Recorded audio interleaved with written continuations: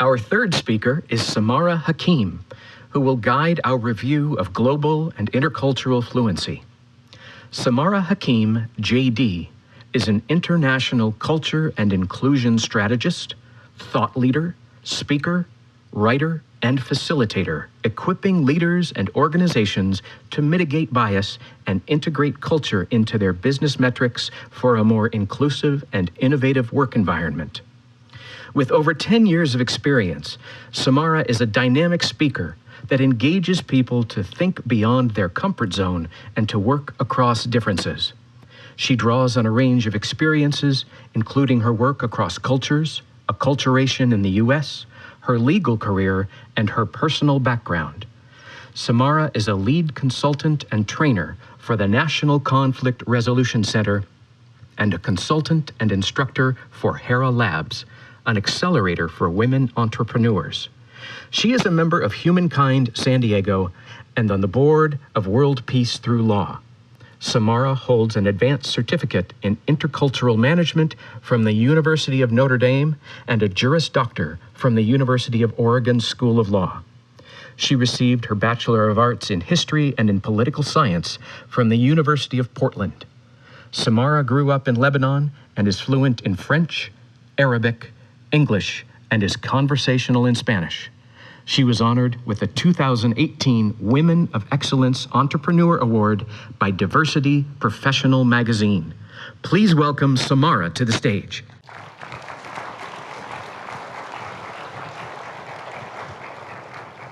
Hi, everybody. I'd like to start with a question. Raise your hand if you have ever worked with anyone who's different than you. Right? Raise your hand if you've ever felt that you were the one who was different. Right. The set of skills that allows us to work effectively with people that are different than us, that set of skills, whatever we call it, intercultural fluency, cultural intelligence, or cultural competence, that can predict our success in the workplace. It includes our openness and respect for others who are different, our knowledge of how we are similar and how we are different, and our ability to include and engage with these differences.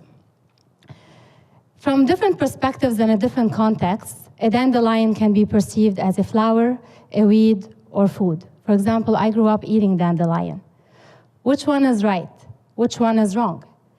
I'm sure similarly, at different times in our lives, each one of us has felt either as an outsider, or we may have felt valued and respected. Context matters. With the right tools, we can create the space around us physically and psychologically for everyone to feel that they belong and that they are valued and respected. At the forefront of that is our ability to mitigate our biases about what is right and what is wrong. Travel is great and it's highly encouraged, but we do not need to travel abroad to be able to practice these skills. There are people all around us that are different than us, and we can seek to understand them and speak to their listening in various contexts. These skills are expected of us. When employers were asked to rank skills, the most valued were demonstrate respect for others, build trust, and the ability to work in diverse settings. From another perspective, if you think about it, we think that technology is going to take away some of these skills.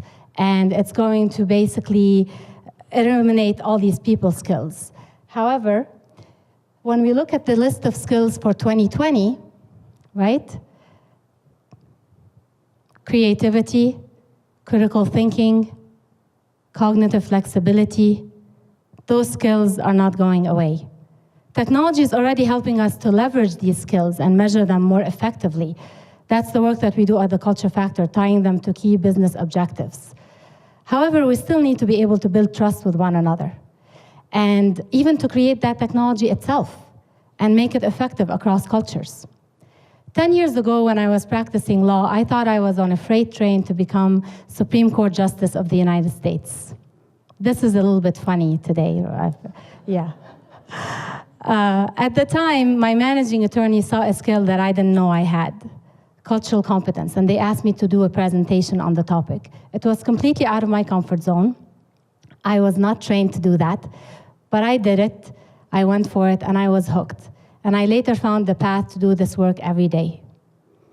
The same skills that have allowed me to do well in one have also allowed me to do well in another. I went from justice, equity, and performance in the courtroom to justice, equity, and performance in the workplace. I had to change my perception of what success looked like. Letting go of our fears is key so we can seize the opportunity to engage in new experiences and grow from them. For example, with mentorship, we might think that we might seek a mentee that is a younger version of ourselves, or seek a mentor that is doing exactly the work we want to do in the future. However, a mentor can be somebody younger than us, very different than us, someone who has traveled the windy career path, right? Someone who has persevered through struggles that we can't even imagine, and they can teach us about how to be creative in our problem solving, how to transfer skills from one context to another.